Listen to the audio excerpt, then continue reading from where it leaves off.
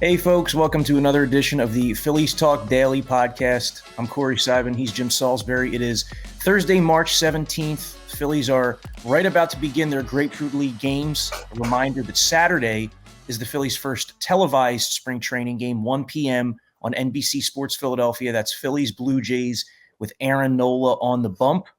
So Jim, talking about the Phillies starting rotation, today Ranger Suarez arrives in Phillies camp after some, visa delay issues. He is here, and he's cleared up his visa issues, which are actually, they're more like passport issues because him being from Venezuela, and there's no U.S. consulate in Venezuela, so he has to go to Colombia, neighboring country, to get his visa. And during the processing of the visa, I guess he has to surrender his passport briefly, so there's like a delay getting it back. But there's no flights here from Venezuela, so he has to go through Panama, get to Panama, or maybe fly from Venezuela to Panama, then to the States. Long story short, Ranger is here. He looks good. He's smiling. He is often smiling. Really pleasant guy. And he has a lot of reason to be happy. He pitched really well last year. He's always wanted to be a major league starter. He kind of bounced through three roles last year. Long man, closer, and then starter. And back where he wants to be as a starting pitcher. And obviously he did a great job. I think 12 starts. He was fantastic. And he's going to open it with a spot in the rotation. The big question is, will he be behind? He is behind a little bit, but he says he's going to throw a bullpen tomorrow. And he's got a rubber arm. He's been throwing in Colombia.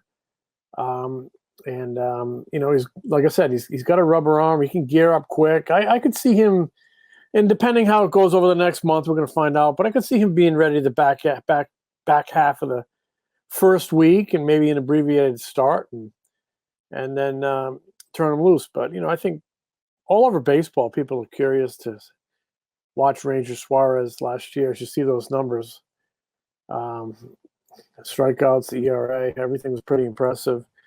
And the poise and the way he attacks hitters is very impressive. So all over baseball, people are kind of wondering, okay, is this one of the real breakout candidates for 2022?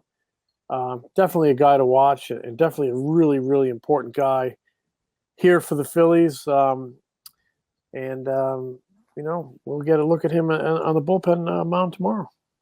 Yeah, Ranger Suarez, that was like a storybook season in 2021. He was dominant as a long reliever. He was dominant as a closer in the short period that he was the closer. Then he moves into the starting rotation, and he has a 1.51 ERA as a starter. It's going to be difficult for him to come anywhere near that sort of production in 2022 or beyond. That's just stuff that doesn't happen, having an ERA in the low to mid ones most of the season. Personally, I'm just curious how it looks a second time through the league here. There's more of a book on Ranger Suarez. Teams know he's going to attack. But that was the case last year in September as well. Teams had a large sample of Suarez at that point as well, and we're still kind of off balance against him. So he's a humongous key to the Phillies this season. You look at Harper, Wheeler, and Suarez. If they can get like 85% of the production they got out of those three last year, they'll be pretty happy.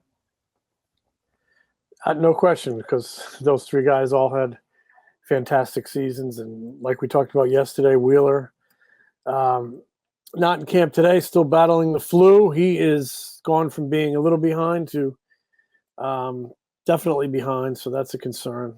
They need to get him up and running again here.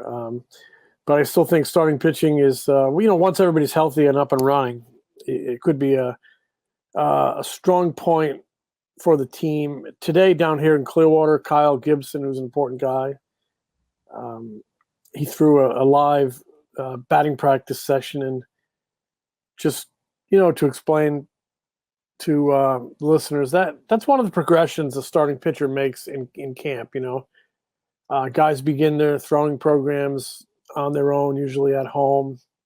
They play catch, and then they back it up, long toss, and some guys get off a bullpen mound a little bit on their own time, and then they come in here and they get off a bullpen mound, throw their bullpens, and then once they have a couple or a few bullpens under their belt, they graduate to what's called live batting practice. It's, from the rubber. Sometimes it's with the screen. Some pitchers don't want the screen. But basically, you're throwing pretty much all your pitches to a hitter who's in the batter's box, and he's working on his eyes and his timing, getting his first look at live pitching. And, you're not telling him what's coming, what pitches are coming. So, they do that a few times before they get on the mound in a game. So, Nola threw live batting practice the other day, and Kyle Gibson did so today, and a few others, including Corey Knebel, the new closer. Yeah, what did Knebel look like? What's he looked like so far in camp? I mean, there's a lot of expectations around this guy to be pretty much the closer, probably the closer. Yeah, he's going to be the closer. But they have other guys who have done it, from Hand to Alvarado to Juris Familia. They have guys who have, done that role and done it successfully in their careers. But Knebel is the guy, going to be the guy. They haven't 100% anointed him, but he's going to be the guy. He expects to be the guy. Dombrowski has said he expects him to be the guy. That's why they signed him. Gave him $10 million. Corey, I thought he looked really good. And then I talked to him afterward, and there was a reason he looked really good. He's already been throwing to hitters back home in Austin, Texas. So he is raring to go.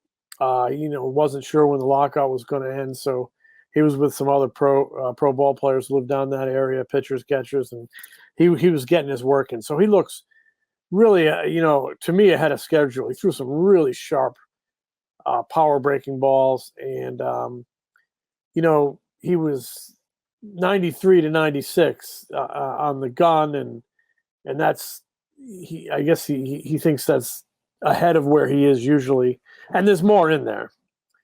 But I thought he looked very good. JT Realmuto caught him and thought he was very impressive. So, an important guy. Talked to Realmuto a little bit, just about how demoralizing on a team it is to lose late ball games that you should win, and they seem to think that Knebel's going to give them a pretty good shot of locking things down in the ninth inning. Obviously, that has to happen. They tied a major league record last year with 34 blown saves. Not all of them in the ninth inning, and not all of them turned out to be losses. But I think you get the picture. It's been sort of an annual weakness for this team. So it looks like they have a guy who can handle it. He's done it before. He's been an all-star. He's healthy. He's far enough away from Tommy John surgery. He showed some real good flashes with the Dodgers last year. And they also have depth in that role with experienced guys who have also handled it. So, maybe the bullpen is poised to finally, maybe be a strength, but maybe definitely not be a fatal weakness like it was the last 2 years. Time will tell. Yeah, at this point, I don't know if Phillies fans are ready to trust any words about the bullpen. They just need to see it in action. Knebel's arm should be pretty fresh. He's only pitched 39 innings the last 3 seasons. You mentioned he had Tommy John surgery. The arm should be fresh. He had a very good stint with the Dodgers last season, was even more impressive in the playoffs, and I think that kind of parlayed into the big deal he got before the lockout. But he should be, as you said, ready to go pretty early there. Jim, an area that we haven't touched on yet is the Phillies bench. Now that they have left field settled with Schwarber, they have Odubel Herrera and Matt Vierling poised to platoon in center. You have the bullpen additions of Hand and Familia. Now you start thinking about what else could this team use. We mentioned the rotation needs yesterday, given some of the injury issues with Zach Wheeler and the uncertainty with Zach Eflin, for example. Like, he hopes to be ready to go for game 1, week 1. Who knows if that's going to happen? What do you see happening on this bench? Because when you look at the candidates right now, it's like young homegrown players. No real big bat, no Brad Miller type who you had last year who would come off the bench, hit a home run a couple times a week, and someone you felt comfortable giving 300 plate appearances to if you needed to start him more often. Yeah, and I think their eyes are still open in that area. I think their eyes are probably still open back end rotation depth, even another bullpen arm if the right one pops here. I mean, they're about $10 million under the tax. They do have some flexibility. I don't think they're done tweaking this thing. I think they can keep doing that. Harper came out yesterday and said he believes they need to keep making moves, and I do see a bench bat as a need. You have an extra hitter this year with the DH, and getting a pretty good stick on your bench. That guy's going to get some regular work, I think, because the way the Phillies are going to treat the DH is, they're going to run a bunch of different guys through there as they give guys night off from playing defense. He'll DH, but it would be nice to have a guy on the bench that could be a DH now and then, or give you an at bat late in the game. It would be nice to have a little pop like Miller would bring. So I'm sure they're still looking. There are guys out there. I mean, Soler is still out there. I don't know what he's going to cost. He would intrigue me a little bit. Again, as the month goes on, maybe landing spots start disappearing and prices come down. We'll see, but I think it's an area that still needs to be addressed. Some more offense on that bench and this part-time DH. Love the idea of Jorge Soler. I mean, if the Phillies were to be able to add another right-handed powerful bat to like the 6th spot in their lineup, man, that could go a long way. He had a humongous playoff run last year, and I would think that he's probably going to want like at least a 3-year deal, something in that vicinity. But as you said, if guys linger out there, if we get to the end of the month and he's willing to take a 1 or 2 year deal or something, man, that would be a pretty good addition if they were able to do something like that. I think Tommy Pham's still out there. I think I'm not sure that he's a fit, and he may have something cooking elsewhere. But there are guys, and then there'll be guys popping up on the waiver wire, and there'll be opportunities for guys like if Adam Hazley wants to hit 400 this spring and force his way onto the roster. Maybe he's a guy. This is the land of opportunity, I think, for some bench guys and part-time DHs here. So, Jim, some huge contracts last night in the NL West. Freddie Freeman, $162 million over 6 years. When the offseason began, neither of us thought that he was leaving Atlanta. Lo and behold, that's how the situation plays out. The Braves chose to get younger. They made the trade for Athletics first baseman Matt Olson, who's 5 years younger. The Braves then immediately gave a long-term extension to Olson. So, clearly they just wanted to allocate that money to a player who was a little bit younger and fit, I guess, their next winning curve or the current winning curve with Acuna and Albies and those guys. Freddie Freeman on the Dodgers. The rich get richer. I guess he's going to replace Corey Seager in the middle of that lineup.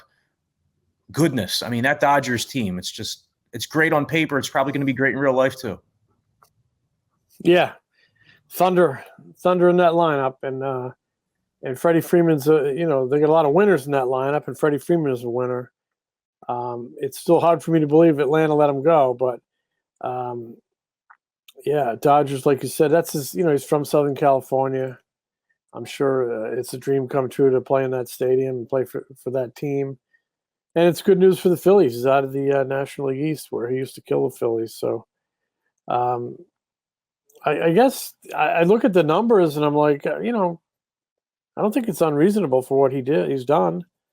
And I'm not sure why the Braves wouldn't want to go there to keep a guy who I don't think is too old, who I still think has 5 good years left. And if he's got 5, to me, he's worth 6. So, but like you said, they acted quickly. Once they moved off it, they went out and got an awfully good player in Matt Olson. So, another really good job, by their GM, Alex Anthopoulos. He don't waste a lot of time. He gets after it. What's crazy is that, we've seen Freddie Freeman destroy the Phillies for a decade plus, right? Yet he's been so much better against the other 3 teams in the division, even than he's been against the Phillies. Like, I'm looking at the numbers now. Career against the Phillies, 298 with an 893 OPS, 315 against the Nationals, 315 against the Marlins, 305 against the Mets. Nobody's going to miss seeing him 19 times a year.